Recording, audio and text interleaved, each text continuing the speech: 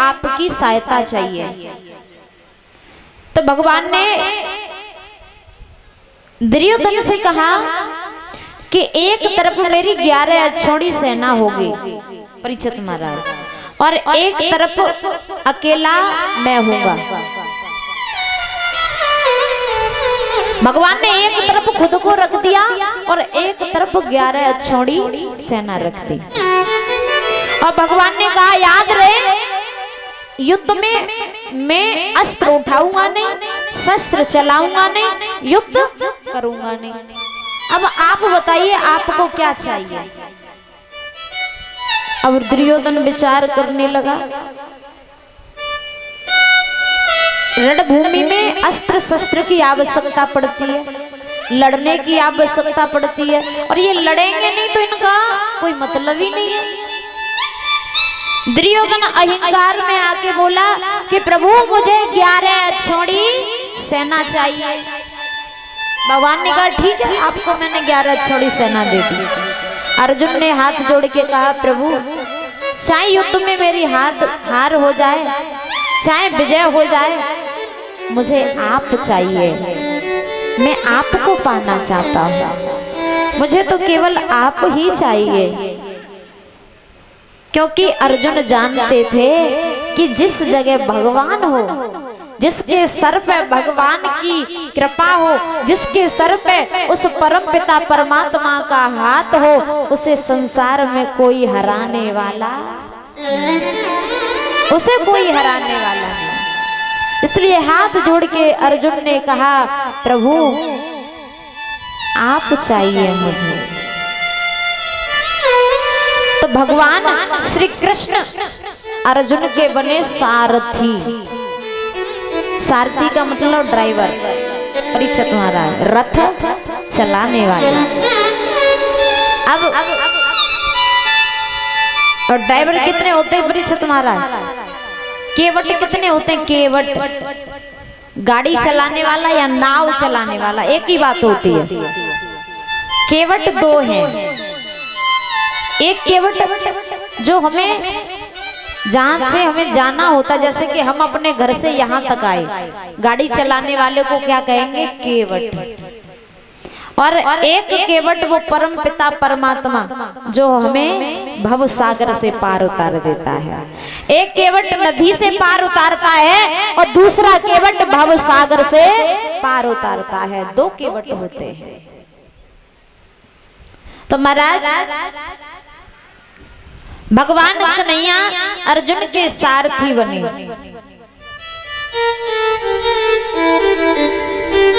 अब कुरुक्षेत्र में जब रथ पहुंचा है भगवान श्री कृष्ण का, तो अर्जुन की नजर पड़ी है पितामह भीष्म, द्रोणाचार्य, कृपाचार्य, अश्वत्थामा, महारथी कर्ण, सभी पर जब नजर पड़ी तो अर्जुन ने भगवान कन्हैया से कहा प्रभु यहाँ मैं किससे युद्ध करूं? ये तो सभी मेरे अपने हैं, ये तो सब मुझे अपने नजर आ रहे हैं, मैं युद्ध नहीं करूंगा, मैं लड़ने के लिए तैयार नहीं हूं। भगवान कन्हैया कहने लगे हे अर्जुन, आप एक बात बताइए कि आप इन्हें अपना समझ रहे हैं, पर लेकिन अगर यही भाव इनका होता तो कभी लड़ने के लिए आते ही नहीं।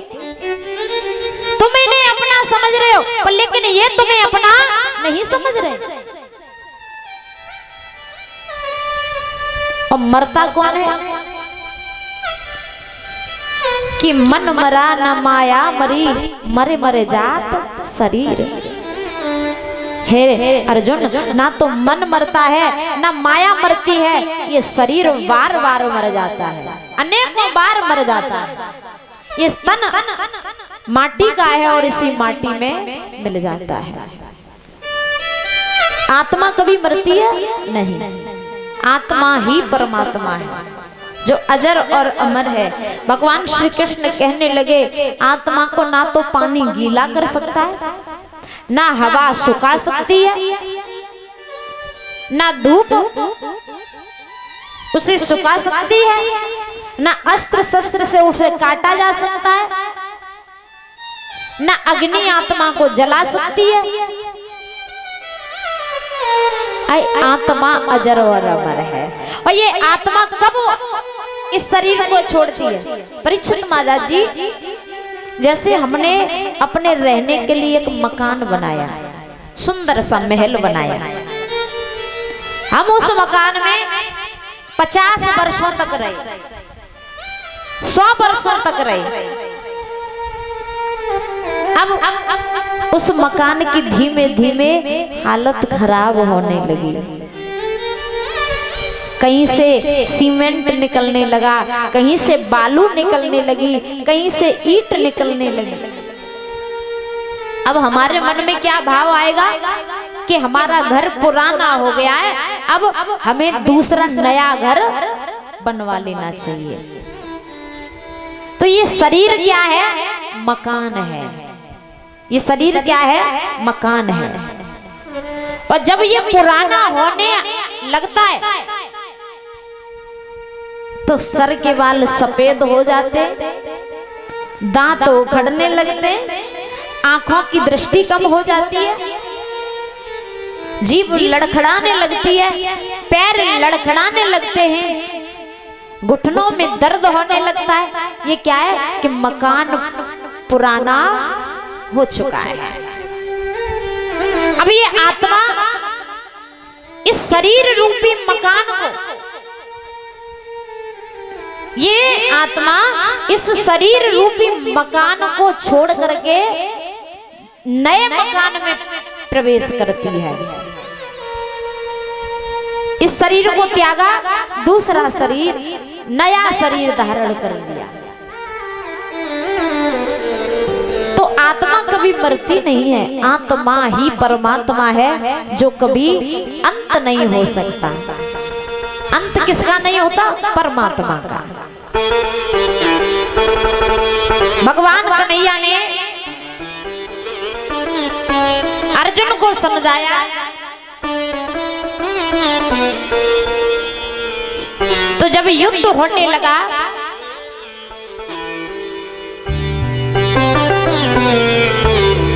तो कौरवों के पास में सेना बहुत थी, पांडव केवल 5 पांडव थे। पितामह भीष्म युद्ध करने के लिए आए। कहते हैं कि बाल ब्रह्मचारी हैं पितामह भीष्म, कि मैं गंगा पुत्र भीष्म प्रतिज्ञा लेता हूं आजीवन ब्रह्मचारी रहूंगा। शांतनु और गंगा के पुत्र थे भीष्म। इस संसार में कोई अमर नहीं है, सभी को मरना है। जब पितामह भीष्म की मृत्यु आई, घायल होकर के बाणों पर पितामह भीष्म गिरे हैं। भगवान कन्हैया से कहा, प्रभु मुझे अपने सारे जन्म याद हैं, मैंने किसी जन्म में कोई पाप नहीं किया, आज मेरी मृत्यु इतनी भयंकर क्यों आई? भगवान कन्हैया ने हंस करके कहा, भीष्म तुम हर जन्म की बात करते हो, मैं इसी जन्म की बता देता हूँ। याद करो, जब भरी सभा में द्रौपदी का चीर हरण हो रहा था, तो ये दृश्य तुम अपनी आंखों से देख रहे थे। उसी समय तुम पाप के भागीदार हो गए। एक नारी पर अत्याचार होते हुए देखना नहीं चाहिए। आजकल क्या होता है कि अगर पति पत्नी में लड़ाई हो रही है, परीक्षित महाराज, अगर पति पत्नी को पीट रहा है तो मोहल्ले वाले खड़े होकर के तमाशा देखते हैं। याद रखना, ये पाप होता है। तो पितामह भीष्म ने कहा, प्रभु मैं आपसे बस इतना चाहता हूँ कि जब तक ये महाभारत का युद्ध चले तब तक मेरे शरीर से प्राण नहीं निकलने चाहिए। मेरे शरीर से प्राण नहीं निकलने चाहिए। महाभारत का युद्ध केवल 2 ही व्यक्तियों ने अपनी आंखों से देखा था, एक पितामह भीष्म और एक बब्बरीक। जब बब्बरीक युद्ध करने के लिए चला और बब्बरीक में इतनी ताकत थी कि एक ही बार में सारी सेना को मार सकता था, इतना बड़ा बाणाधारी था। और जब बब्बरीक चला तो बब्बरीक ने प्रतिज्ञा ली कि जो पक्ष कमजोर होगा मैं उसी की तरफ से युद्ध। तो महाराज भगवान कन्हैया ने कहा अगर ये पहुंच गया तो एक ही दिन में महाभारत खत्म हो जाएगा और 18 दिनों तक युद्ध होना है। तो भगवान रास्ते में मिल गए। भगवान ने पूछा कहाँ जा रहे हो? बब्बरीक कहने लगा मैं महाभारत के युद्ध में जा रहा हूँ और जो पक्ष कमजोर होगा मैं उसी की तरफ से युद्ध करूंगा। भगवान कहने लगे मैं कैसे मान लूं कि एक ही बार में तुम सारी सेना को मार दोगे? बब्बरीक कहने लगा प्रभु आजमा लीजिए, मार सकता हूं। तो भगवान ने कहा ये वृक्ष है और मैं मान जाऊंगा इस पर जितने पत्ते, अगर तुमने सभी पत्ते घायल कर दिए तो मैं मान जाऊंगा कि आप सारी सेना को एक ही बार में मार सकते हो। और जब बब्बरीक ने बाण चलाए परीक्षित महाराज तो सारे पत्ते घायल हो गए। भगवान श्री कृष्ण ने एक पत्ता अपने पैर के नीचे छुपा लिया, एक पत्ता पैर के नीचे छुपा लिया। भगवान कन्हैया बहुत बड़े छलियान है। बब्बरीक ने कहा प्रभु देख लीजिए मैंने सारे पत्ते घायल कर दिए। भगवान कहने लगे ना ना। भगवान ने पत्ता निकाल के दिखाया, ये तो रह गया। बब्बरीक कहने लगा भगवान तुमने मेरे साथ में छल किया है, ये तो पत्ता तुमने चोरी से अपने पैर के नीचे छुपा लिया। भगवान कहने लगे मैं तुम्हारे इन बाणों के प्रहार से बड़ा प्रसन्न हूं, आप कोई वरदान मांग लो। अब बब्बरीक कहने लगा प्रभु मांगना तो आप को है, आप बताओ आप मुझसे क्या चाहते हो, मुझे क्यों रास्ते में रोक रखा है? तो भगवान कहने लगे अगर देना ही चाहते हो तो आज मुझे तुम्हारा शीश दान में चाहिए। तो बब्बरीक ने अपना शीश काट करके भगवान कन्हैया के चरणों में अर्पण किया। बोलिए खाटू नरेश की, बोलिए हारे के सहारे की। तो वही बब्बरीक खाटू श्याम के नाम से जाना जाता है। ये भगवान कन्हैया ने वरदान दिया था। तो आइए सभी लोग मीठी मीठी तालियों के साथ में भक्ति भाव के साथ में बोलेंगे।